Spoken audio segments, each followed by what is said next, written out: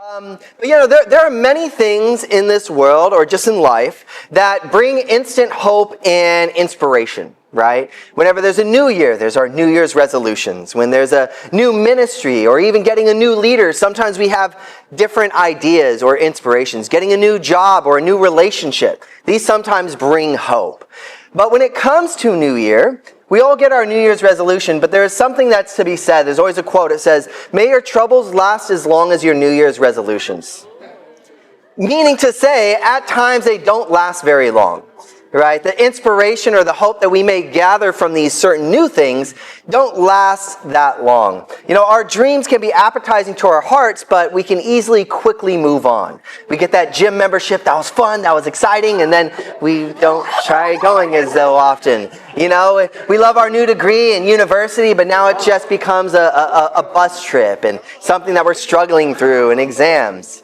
So I don't think it's because we don't want change, right? I don't think it's because we aren't inspired by these things, but it's usually because it's harder than we thought. It's a little bit more difficult than what we understood. The cost was a little bit greater than what we expected. And so even the beginning in the church, we can have great dreams and go, okay, we're going to grow to 40. We're going to do these things. I don't think that we lose faith maybe a little bit, but I think we just realize, okay, this is going to require more faith than I thought. It's going to require more of my heart, more of my attention, more of my sacrifice than I really wagered in the beginning. So the call to be inspired is extremely important. And I believe that's a very different call than to be focused, right? An inspired person makes things happen. A focused person just tells you what should happen. Very, very different. Focused person can tell you the plan and exactly what we should be doing, but they don't go out and make things happen.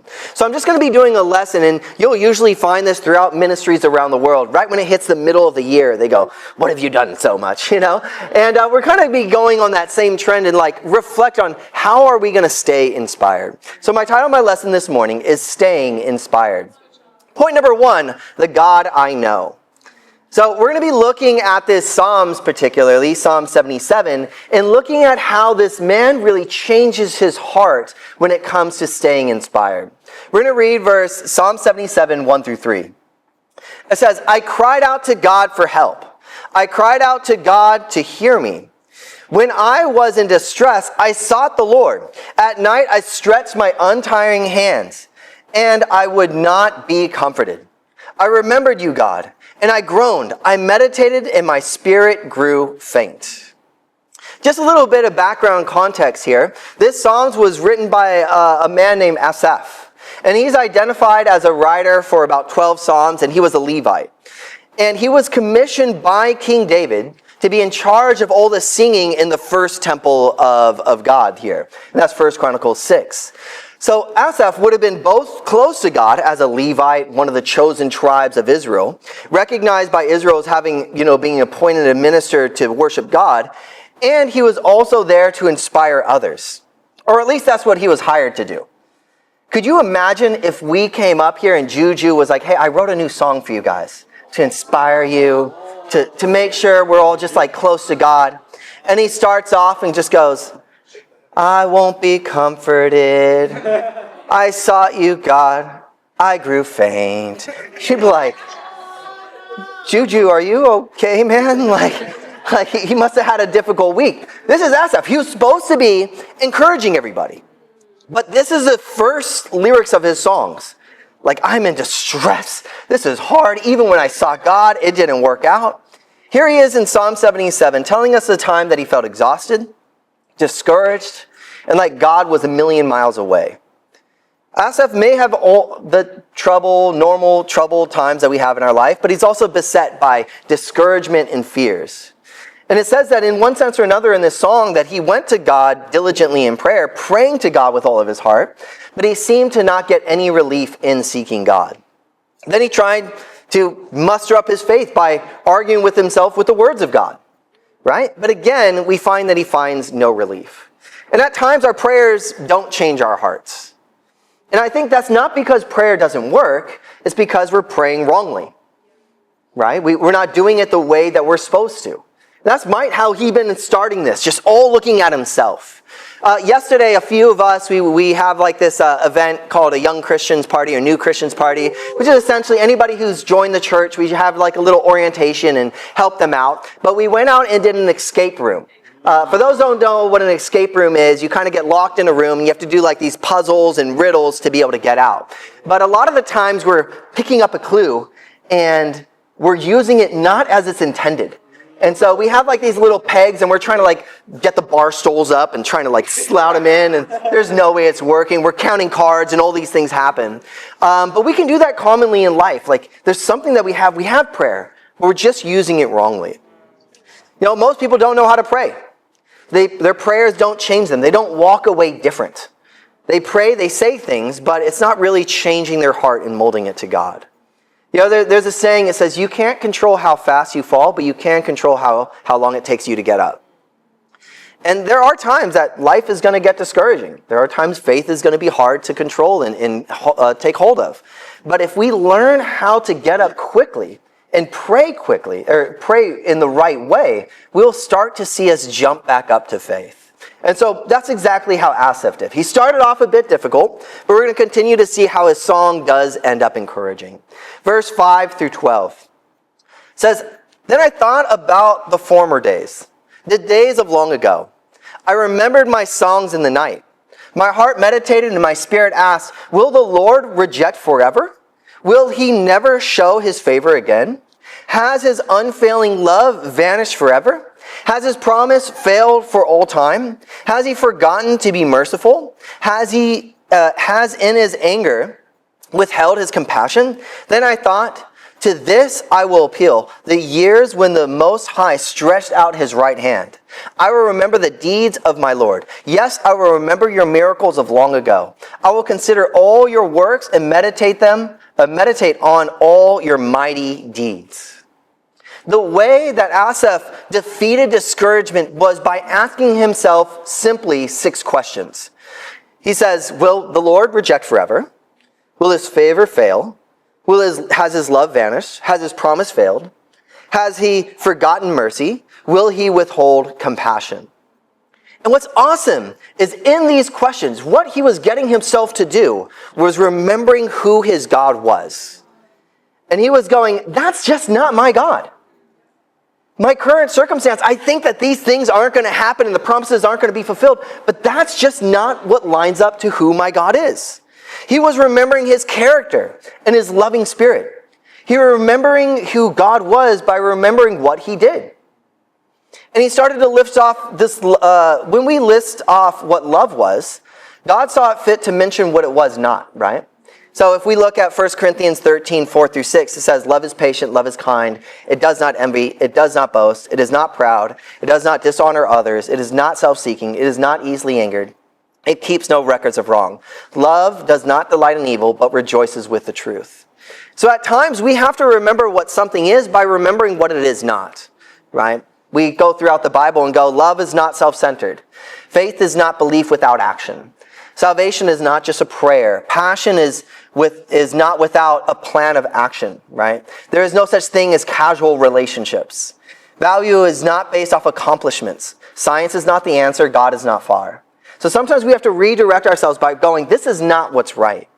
And in the same way, when we have the wrong understanding of God, our world does not match that reality. And we go, well, if God is this and we don't see that God is fulfilling his promises, then we don't really treat his promises with respect. You know, when I didn't grow, there was one particular time where I was leading a church in Auckland, New Zealand, and the church was going through a difficult stage where it hadn't grown for quite a long period of time. And I remember just thinking to myself, like, I wonder if God just is calling me to be like the prophet Jeremiah. Where, you know, if you're unfamiliar with that prophet, essentially he's preaching to a nation, nothing happens. He essentially gets one person in his ministry and that person falls away. And I was like, maybe that's just my ministry. Maybe I'm just called to be Jeremiah and I just got to persevere and keep fighting through these things. But I started to remember, like, that's actually not what God has called me to. That is not the promise that God said. When the Bible says the harvest is plentiful, and I think, oh, no, it's not. It's like, that's not my God. That's not my harvest. That's not my promise. And so I had to remind myself of not just looking at my circumstances, but going, who is my God? That's why I think we continue to have you stop praying about growing to 40. I remember when I first got here, I didn't say this is what we're going to do. I asked you guys, what do you want to do? And I thought you were going to say get to 30, 35. You're like 40. I was like, are you sure? That means da-da-da-da. Yes. Are we still praying about it? Or has now your faith changed to the circumstances? Or you just go, of course, because God is a God of miracles always. Regardless if he gave us a year or 6 months or 2 months, God is a God of miracles. It's kind of the same thing when somebody says something outrageous about someone you love.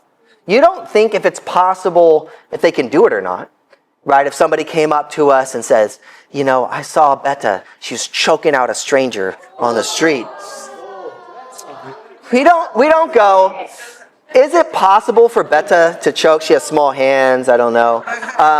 We don't do that, right? We don't go through possibility. We go, does that align with her character? Right? It's the same way. When we go through the things that happen in our life, we don't go, is it possible for God to do that? Like, that just doesn't sound like my God. That doesn't sound like Betta. You know what I mean? That just doesn't sound that way. That doesn't sound like who God is. See, Asaph was remembering the deeds of God, not just his capability. He's not, is God capable? No, he goes, I know who my God is. I know how he had done great miracles before, and he can do the same thing today as well. So many people think we're great because of how capable we are. But it's not about that. We're great because of the character of God. Not just because how capable God is, but because of his character. We can say things that we think that are some of you say things that are just so far from reality, it's delusional. It's like, God won't give me a job. I don't know if God can use me to help somebody become a Christian. I don't know if God hears my prayers. It's like, that's just not who God is. Don't use your faithlessness to change who God is. Right? And we can get in these wrong mindsets. That just doesn't sound like my God. Have you been reading your Bible? Get back to the promises. Once you understand who God is, then you start to put your faith to the test. Because it's not just about your capability, but it's like, this is God's character. Those who keep inspired in their goals, it's mostly because they remember who God is. You got to ask yourself, are you still inspired? What do you use to inspire you in your faith? Is it when there's a lot of people coming to church or a lot of people around? Or is it simply because you know who God is and God can use me today to meet somebody who becomes a Christian 2 weeks from now? Because that's not just how strong you are, that's just who God is. God calls people this way. See, my first encouragement and challenge when it comes to staying inspired is set up goals and act with them with strong confidence. Not because of who you are and how much faith you have, it's because simply you know who your God is. And so we see that Asaph was able to change his heart because he just reminded himself who God was. Point number 2, God's not your Uber. God is not your Uber. So we're going to continue from verse 13 to 20. It says, your ways, gods, are holy. What God is as great as our God? You are the God who performs miracles, who displays your power among the peoples. With your mighty arms you redeemed your people, the descendants of Jacob and Joseph. The waters saw you, God, and the waters saw you in writhed, and very depths convulsed. The clouds poured down water. The heavens resounded with thunder. Your arrows flashed back and forth. Your thunder was heard in the whirlwind. Your lightning lit up the world. The earth trembled and quaked.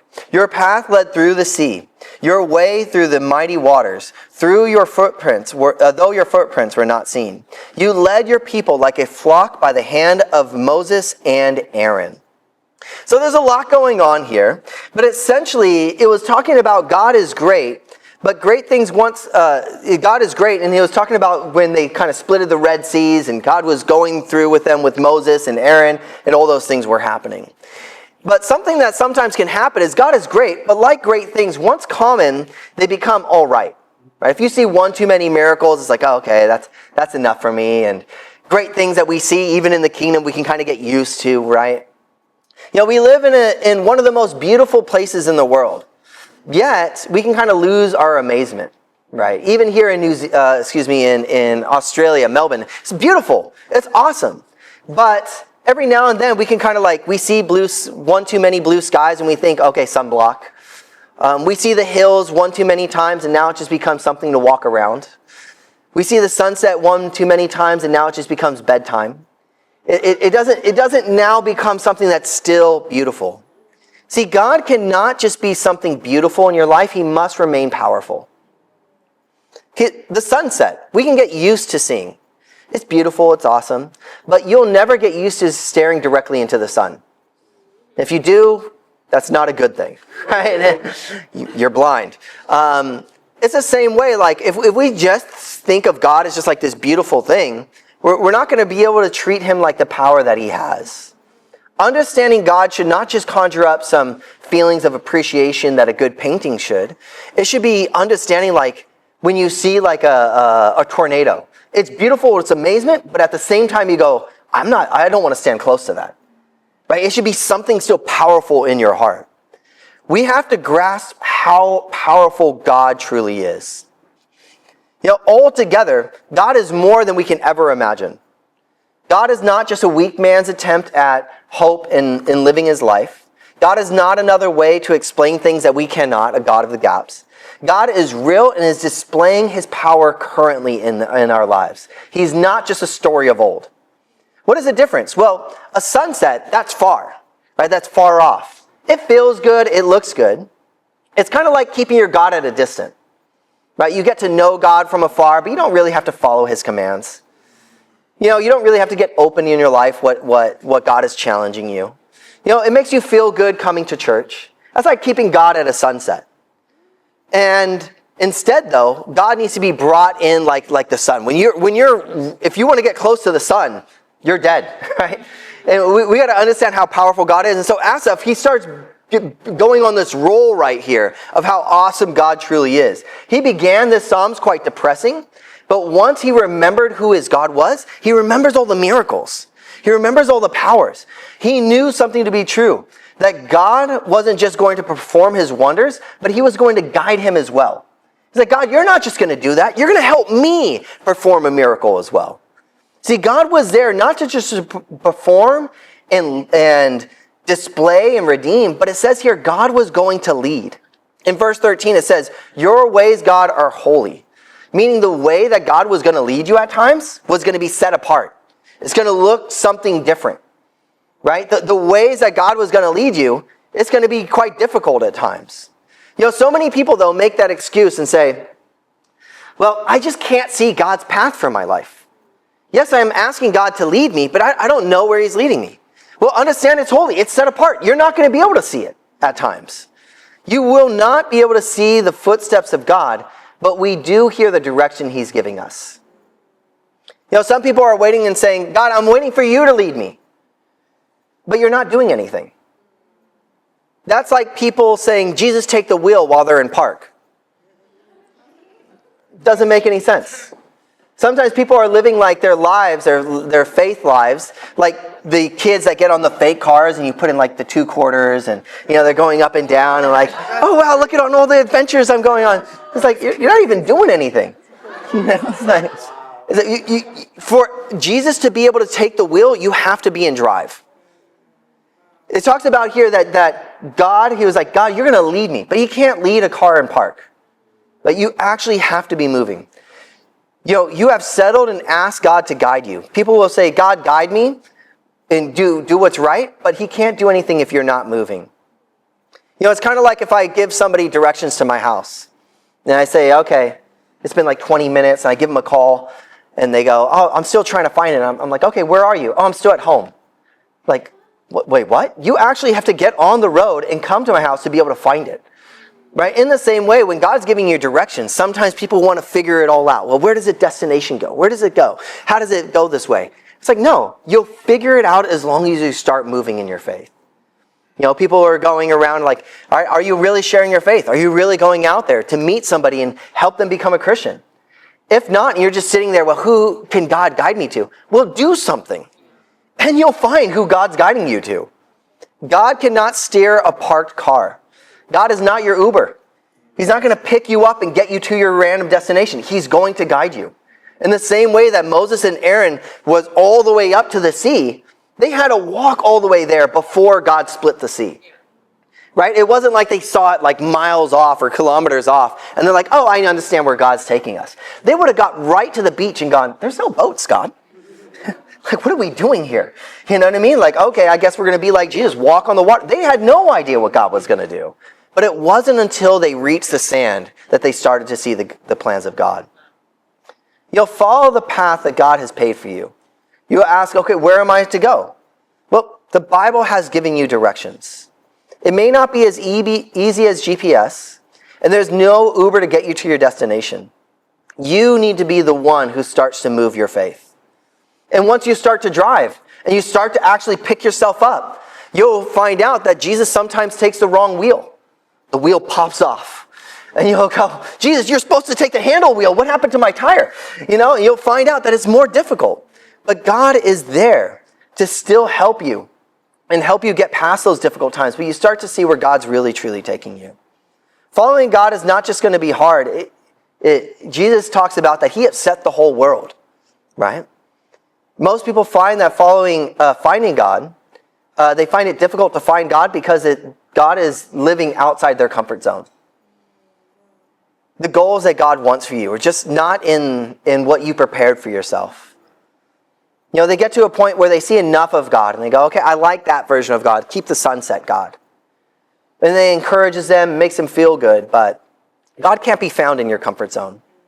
To stay inspired is truly understanding that God is powerful and following him where he's calling you to go. You know, we all need to step out like Peter, stepping out of our boats, out of our comfort zone. And the best reason why Peter stepped out of the boat, why? It was because that's where Jesus was. Right? In the same way, stepping out of our comfort zones is where God is. That's where we have to go. See, when you stop running in circles, you're bound to find something new. When we stop doing the same thing we've done over and over and over, it takes us to a new place, and that might be scary. But we have to be willing to do that to continue to find God in our lives. If you want a real relationship with God, it's doing something different. Doing something that's a little bit more scary. Put him before your job. Be willing to stand up to your family. Stop sinning and repent. Do the things that are uncomfortable, that gets you to that next stage. And that's where you'll start to find God.